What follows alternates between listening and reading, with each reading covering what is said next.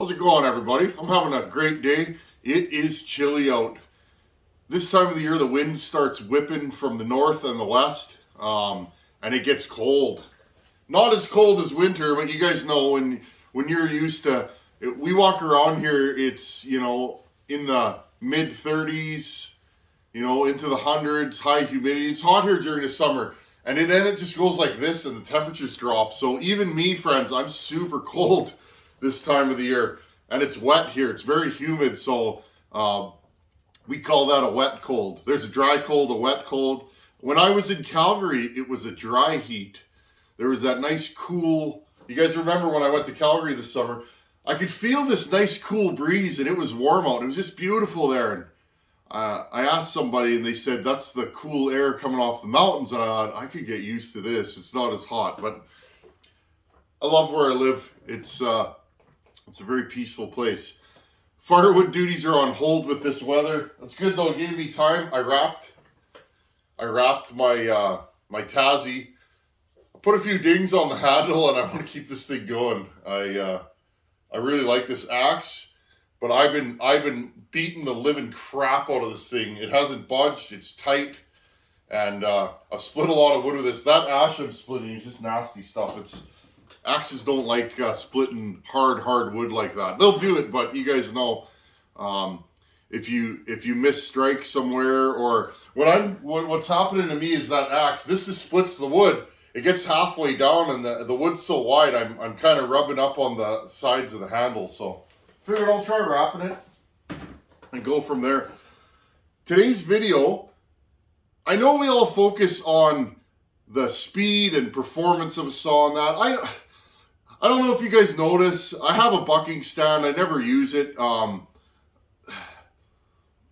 not super interested in testing saws like that. I'll make a few cuts on the ground just to check for usability and that the saw is going to run okay. Usually I'm checking that the ignition's working and that there's ample fuel and air going into the saw. I don't have any carb issues or air leaks. When you guys see me just, doing some quick cuts, I'm trying to get the saw hot so I can see if it misbehaves. And the reason for that is I tend to only build work saws.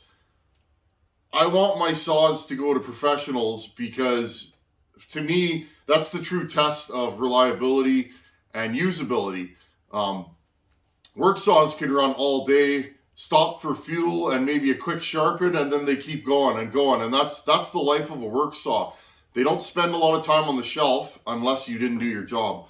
That breaks my heart, friends. If I build a saw and it sits on the shelf, I want it back. Like, give it to me and I want to fix it. That's just how I am.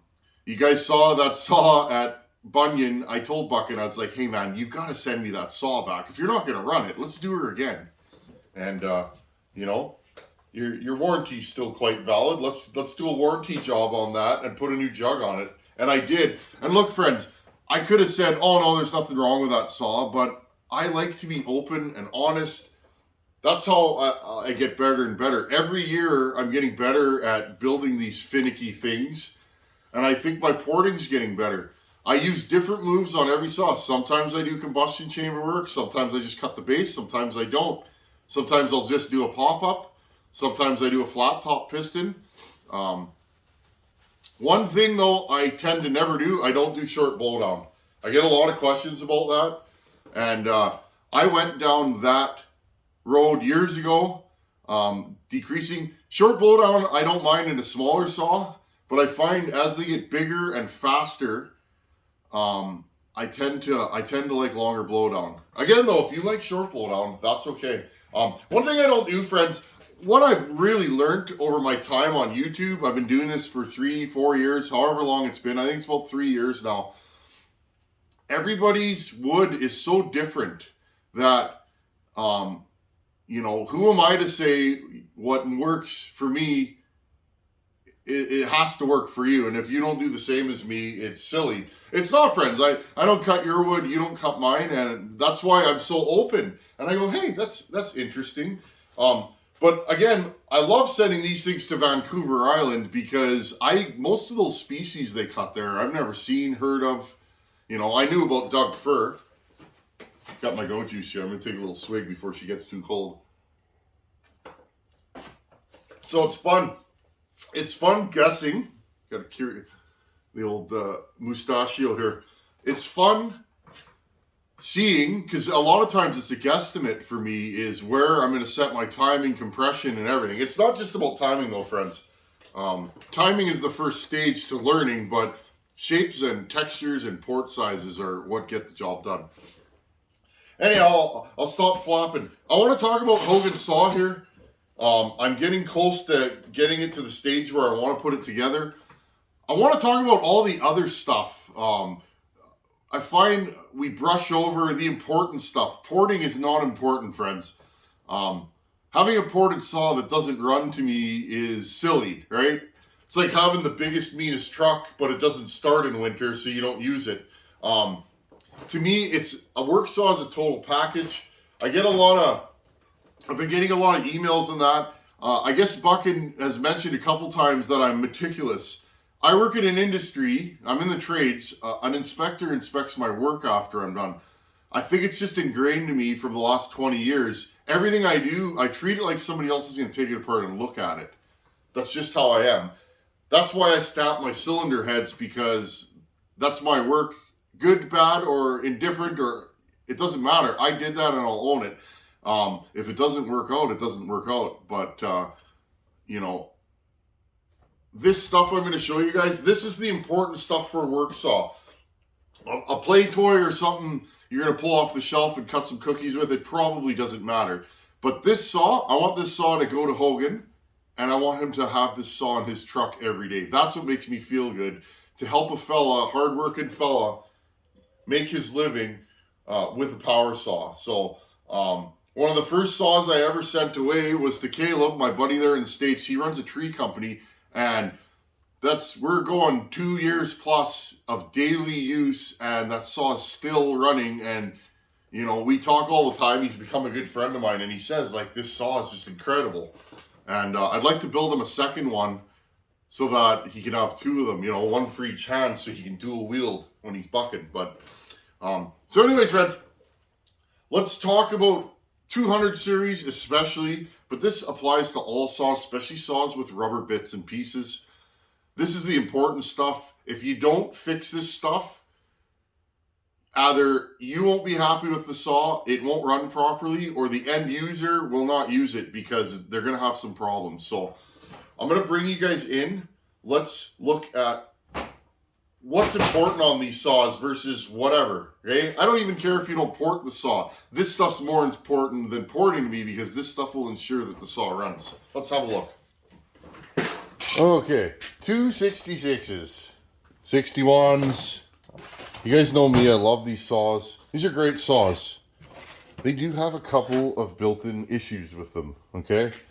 First one I want to talk about. In my opinion, if you're building a saw like this, change the crank seals. Just do it. When I first started, I'd be like, no, they're good. And what would happen, friends? I would end up with a power saw that had issues. It had air leaks, it wouldn't tune, and then I'm spending hours trying to make it run over various days or whatever, and just to go back and change the crank seals, okay? So, these ones here, one lives in the oil pump. It's amazing the pitch a work saw gets on. I was in there with a toothbrush this morning, scraping this stuff out. You guys can see, okay?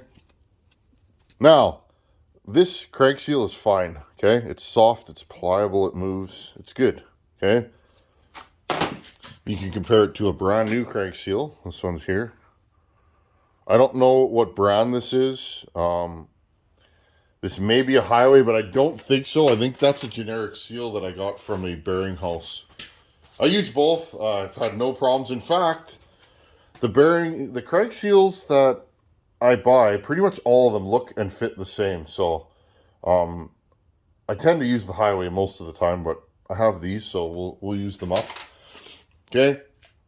The older saws have this. This is made of plastic. Okay. This retains the crank seal. Now, these have a rubber O-ring right there. You can see that, and right here. These O-rings are fine. You want to wipe them off real good and inspect them. On older saws that's never been changed, I can pretty much bet that these have been changed because they're still soft and pliable. On old saws, friends, these crack and they rip, okay? You will get a massive air leak there and you'll never seal it up. That's when you see guys take a little brake clean, whatever. I don't use carb cleaner on saws. Carb cleaner usually eats the paint. I learned that the hard way on one of my saws years ago. Spray this in there around the clutch. It'll suck it in past the leak here. Okay, and you will stall the saw because it makes it instantly rich. Okay, so crank seals need to be changed on this saw. So let's go ahead and do that. One problem with these, sometimes I can do it, sometimes I can't. Same thing, friends. Take your thumb and go like this on the oil pump. See how this one moves smoothly? And it goes click, click. There's a little piston in there, and this thing actually goes forwards and backwards. You see it moving? Okay, and that's how the pump works, but make sure it's smooth. If this is stiff, take it apart and get some like 1000 grit and polish the shafts and that and try and make it smooth again.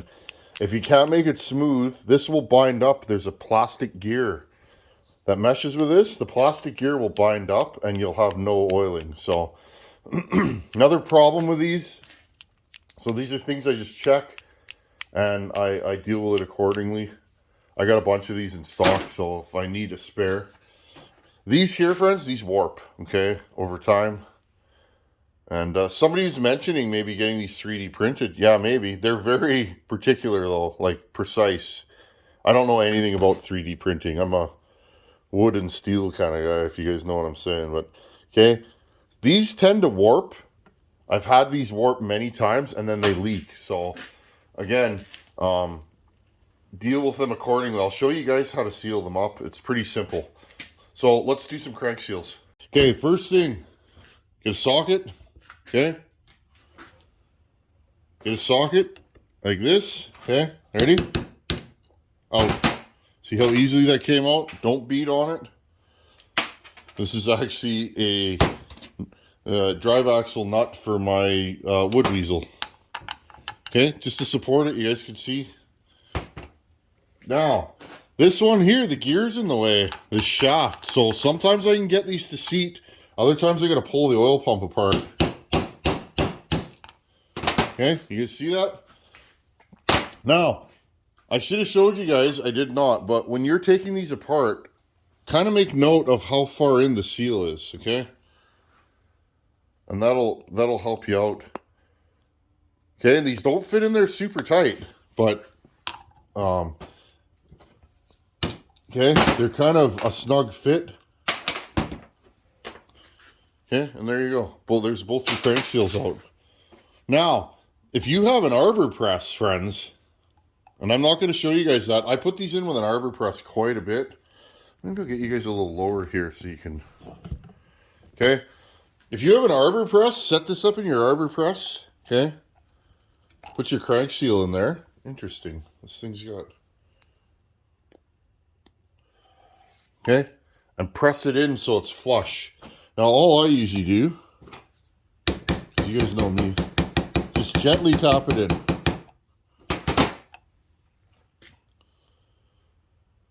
And if you do it properly, okay, see how that's completely flush and it sits the same way all the way around. If you're worried that it's not straight, some saws are really particular about crank seals being straight. Take your micrometer and check the depth of it if you're really worried about it. Okay? Now, some of these have a shoulder and some of them are straight through. This one has a shoulder, so I just basically drove it in. Anything with a shoulder is super easy to work with. Okay? So there's one.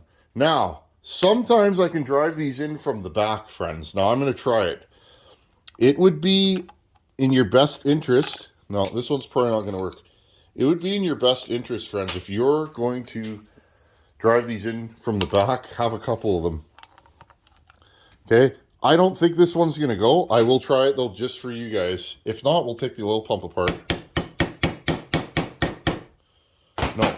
See, friends, it's starting to go in crooked. It doesn't want to go. So, what we're going to do here, I'll just pop it back out with my fingers. We got to take the oil pump apart. Okay, now friends, sometimes, and this is one of them, I can't get this screw out. See that little, you got to take this screw out, okay? Slide this all the way over. Take this clip off, washer, the spring, and this is plastic. You pull that out and you slide this shaft out. When you push this over, it'll kind of grab the shaft, and then you slide it out through here. Grab a pair of needle nose and go, okay?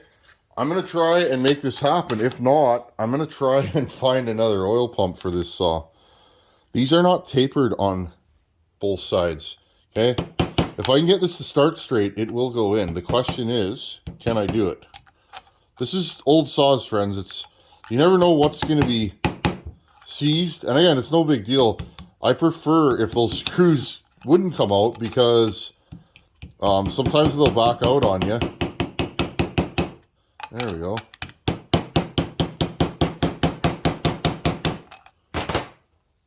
Trying to get this in straight. You guys see? Look, it's crooked, okay?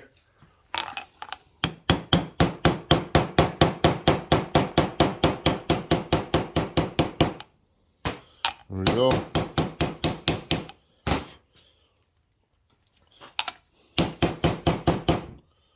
Once you get it going, it should start to drive in straight. Okay, now, again, be aware of the depth. That's actually pretty good, friends, because often I've had these, I can't get them out, and now I'm heating this up and trying to get that little screw out. That screw is often Loctited in. Okay, and now because I'm not driving this in all the way, I'm going to be really careful. Okay. Basically, there, I'll get you guys on here. See the taper there? And then see that little shiny spot? You want that inside of the oil pump. And again, making sure it's seated the same all the way. These have to be fairly straight, or they will leak, or they will wear out quickly. This is the stuff I can just show you, but it's going to take you guys... There we go. Taper sticking out. That's how it was out of the box. You guys can see it's almost flush with the top. I think that's going to be good. Okay, so just that easy. I know, guys, I get more emails about crank seal installs. That's one of the things you guys reach out to me about.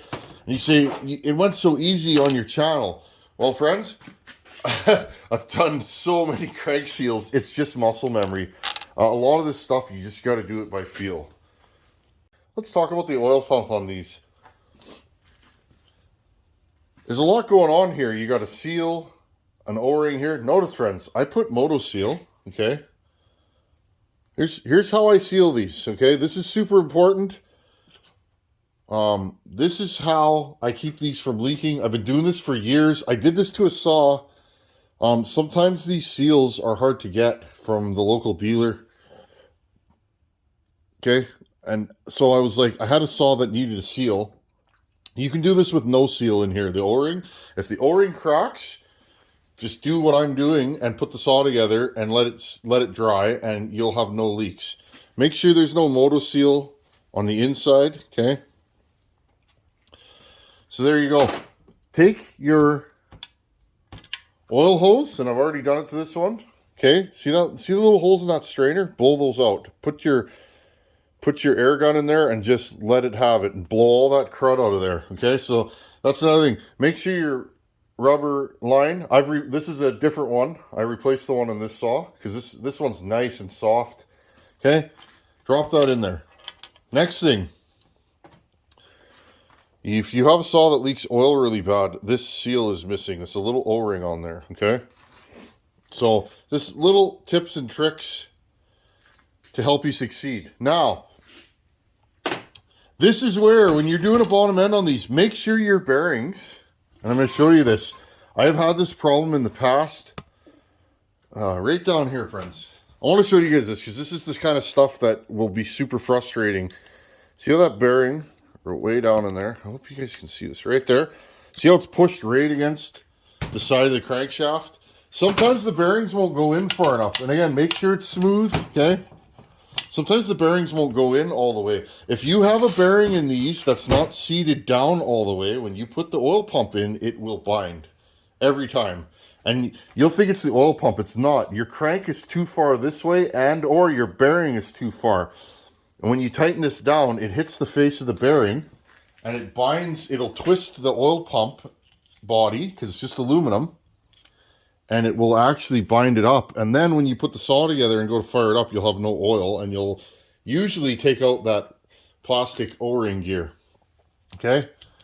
Some saws are more particular. Again, take your plastic tubing, whatever you want to use. Okay? Slide this down and seat it, pull it out. And again, this is where making sure your crank seal is seated properly is important. Make sure it's flush with the shoulder. There's that little shoulder on the crank. Make sure your crank seal, the top of it, is flush with that. And then again, take your finger, lube these up with some sealant, because these actually go through and into the case. Okay, and I've already done these. And put these on. This is the stuff that often is overlooked. This stuff's as important, or more important in my opinion, than porting or what size top ends on the case or any of that stuff. This is the difference between the saw running properly and me tearing it down again. I drop this every time, friends. Every time. I don't know why. Okay, cinch these down. Do not over tighten these. They don't need much. Just a little snug. Go 3 corners so you don't twist anything. Okay, and see that, friends? That's how I know this bearing is seated in all the way. Make note of that. Next time I do bottom end on one of these, I'm going to put that in the video, I think, so that everybody sees it. Okay, see how this is loose? I can easily spin it with my finger. That's how I know that everything is in a line. The bearing, like I said, if the bearing's not in the case far enough, and you can put it together like that, when you crank this down, it'll push against the bearing, and then you're going to have all kinds of trouble, whether you notice or not. You may have a crank seal leak too, because now the crank often won't be centered, right? Make sure it's in the center of the case. You can measure with feeler gauges on both sides. Okay, now look. Now this is nice and tight because we have a crank seal in there. Now let's do the other side. This might be a little bit of a longer video, but I get so many emails on this stuff, and to me this is the important stuff. This side is a straight taper down. There's no shoulder on it. You don't need the plastic piece. If you want to use it, by all means go ahead. Same thing, I've cleaned this off really good. Take your glue and go all the way around the periphery of the part. Okay? Essentially, if this seal leaks, these tend to leak worse than the oil pumps, I find. If you have a leak in one of these, it's often on the flywheel side. That side can be harder to spray too when you're checking while the saw's running. Okay? Let's put these all in there. Rub it down with whatever you got. Again, just so it doesn't touch the bearing. And again, on this side, if that bearing isn't in far enough, what's going to happen is you're going to bottom this out on the bearing and you'll twist this. Okay, get your oil in there. Okay, I'll slide this over gently. Line up the holes. Okay, there you go. The same thing with these. Because to me, this bottom end shouldn't come apart. I'll be an old man by the time this thing needs to be rebuilt again, probably. These saws last a long time. Even ported, this bottom end should last. I put quality bearings in here. These seals, I don't know how long these seals are lasting. You know, I have many saws with these seals, 5 years. They've been in there with lots of use. Some of my earlier saws that I ever built have these exact seals, so. And I mean, whatever, friends, if you take this apart and you want to take the moto seal off, you can get it off fairly easily, and then just put another layer on there. Because again, those O-rings are Husqvarna only. I can't remember, somebody emailed me and said where you can get them. They gave me the size too. I think I wrote it down. I hope I did. So I'd like to buy, I usually buy these in lots of 10. That's 5 bottom ends worth. And again, just snug these down. Don't reef them. You can crack these if you over tighten these. So there you go. There is a sealed up, and like the amount of tension on this lets me know that these seals are really sealing. Now, if you're picky like I am, wipe off the remaining moto seal. I just like to do that. Doesn't mean nothing or make the saw run any better, but it makes me run better because I think about, these are the things I think about, friends. I know, I got problems, don't we all? I own my problems though, because they're mine. Okay, wipe this all off. There you go, there's a completed bottom end. Now, let's talk about the handle and chassis portion of this. Okay, first things first, old saw like this. Blow the fuel tank out. I've already done that on this several times. Okay, so take your forceps, right here, big pair. See if you guys can see this. Some guys do it top to bottom. There's that wire tool I see guys have. Okay, poke that in there. Now, if this is the right length, it should move around in there. Now, I feel like this one may be slightly too long. But remember, friends, when you put the saw on its side, all that vibration is going to move the fuel filter around. So let's turn this around. You can see in there, it's nice and clean. Just give me a second here. I think I'm going to trim this one just a little bit. This is something I do. I want to make sure that the fuel filter has the ability to move. Okay, I trimmed about a ½ an inch off this. Again, this is a work saw. I don't want a work saw that Hogan has to refuel every, every half tank. What good is that? He's probably not going to run it then, and all this work will be for nothing. And that's why I'm showing you guys this stuff today, because to me, this is what's important. No, it's still a little bit too long. You guys see it's hitting there. I can try and spin it around and see. I want it to rattle and go down into that far corner. It's not too bad. I think we'll take a little bit more off. I know this is finicky, maybe not the most exciting video, but this is the real goods, friends. Give me another second. Okay, take this. Again, it's been oiled. Oh, and I pulled it all the way through. Silly me. There we go. Okay. So now we have a handle that works. Notice the fuel filter goes all the way down. See if we can get that to focus. The fuel filter goes all the way down to the far corner. It also goes to this corner, because remember, this saw is going to live like this, okay, down. You don't want your fuel line too long, so that is something I always do. I always trim my fuel lines and fit them to the saw. Super important, because I want this thing to run for a long time on a tank. There you go. Nice cap, eh? It's one of those modern Husky flippy caps, which I love. The still flippy caps, not so much, but it is what it is. Okay, next, let's talk about the mounts. These mounts are the weak point of this saw. Okay, these aren't bad. I will keep these for spares on my own saws if I need. But I'm just going to show you guys. I'm going to put brand new mounts in this saw because why not? It's for somebody else. I want it to live. These ones actually aren't too squishy. I'm guessing these have been replaced at some point. Now I'm going to show you guys. You need a tool to take these off, or take an old pair of needle nose like this, really long ones, bend them, and you guys will see there's two. Because what will end up happening a lot of times, you'll rip these or you'll break them, taking them out or putting them in. Okay, slide it down there and then just reef on it. There's a metal plate on the bottom. And just spin them out with your hands. Okay, can you tell this is a work saw? Look at all that good stuff on there.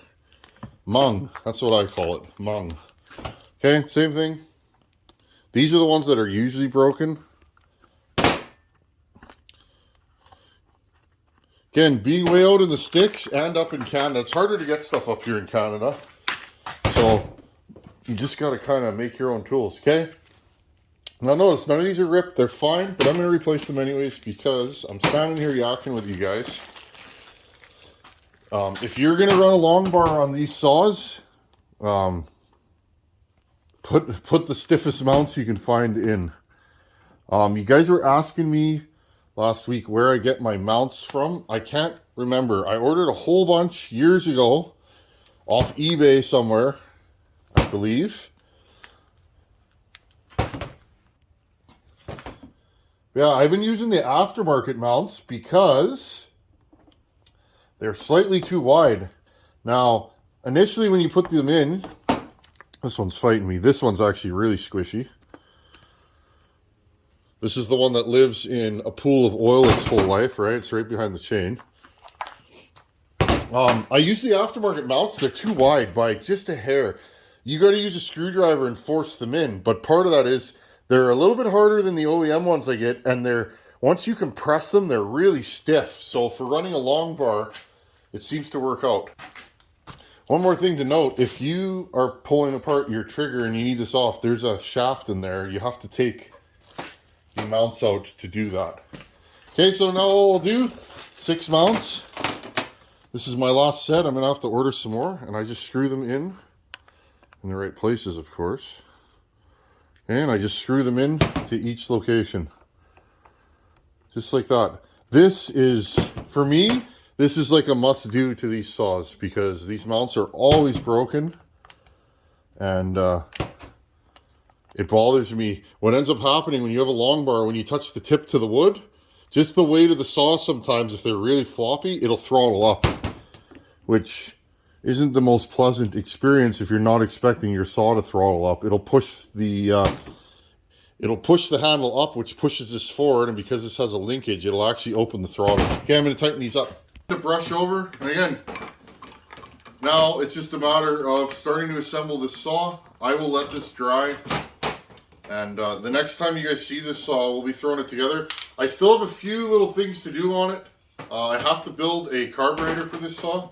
You guys can see these are really tight, especially the top ones. You got to push them in. But the top ones take most of the abuse. You guys see that? They're too wide on the top. So you get one side in and then you force the other side in, and what actually happens, you end up with a stiffer saw, okay? Sometimes even with OEM ones, I'll make a shim and I'll shim out these bottom ones so they're tighter when you put them together. Okay? So, I hope you guys enjoyed that. We often as builders brush over this stuff because we think it's insignificant, but this is actually the more significant stuff because more people are going to rebuild saws than are going to port them. So, I enjoy showing this kind of stuff because hopefully it helps you guys. I do have to fish out a custom carb. Or non-custom carb rather. This saw had a, I believe this is a 390 carb. I'll trade Hogan for a 266 or 272 carb depending on what I have. And that's one thing I always go goo-goo for because I build these all the time. I'm always trying to find bigger Tillotsons off of 272s and 266s and the Johnson Reds like the 630. So that I have them in stock so that if I build a saw on an old set of cases like this, these have the smaller carb, I can put a bigger carb on it to kind of give it a little more oomph up top. But I should have a carb for this. I fished through my parts. Not really a huge deal, but this saw had a broken flywheel. And I went through my parts and I found the matching flywheel. There's many different flywheels for this chassis, so if you're going to order one, make sure you have the right one. They are not interchangeable. The 61s in that have one flywheel. The late 266s have a different one. The 268s have a different one, and then 272 has a flywheel and crank all of its own. So if you're going to replace a crank in one of these, make sure that if you have a 2-piece ignition, you need an old style crank. If you got a 1-piece ignition, most of the aftermarket ones that are available are 1-piece ignition cranks. They have a different taper on the crankshaft for the flywheel, which means your flywheel's not going to fit. So be aware of that. They built these saws for so long, there was little updates that they did to them. Oh, these crank seals are nice now. Okay, friends. Well, I'm getting excited. I do every time. Every time I build a saw like this, and now I will take a rag and I'll stuff a rag back in this saw because I want to keep the bottom end free of debris. Especially when a saw is sitting around. It gets dusty in this shop just because of where I live, so a lot of wind here. Next time you guys see this saw, we'll do the intake and carburetor and put the top end on. I'll show you guys some tips for that because that's the other place. These things leak real bad on the intake often. Because I did machining to the cylinder on this saw, I may have to either cut out this divider here with my Dremel or modify that rubber boot that goes around, because what happens is if you lower your cylinder too much, that rubber boot gets too tight and you'll get an air leak on your cylinder at the back. So again, friends, I build these things all the time. I love, this is my chassis. It's perfect for what I do and I run them all the time. So I'm going to continually add more videos and content on these because this is a saw that I've done the most of. I know quite a bit about what goes wrong with these because I've made all the mistakes that you guys may make. So anyhow, friends, I'm excited. Thanks for being here. I mean that. When I say thanks for watching, I mean that. Thanks for watching and take her easy. Later.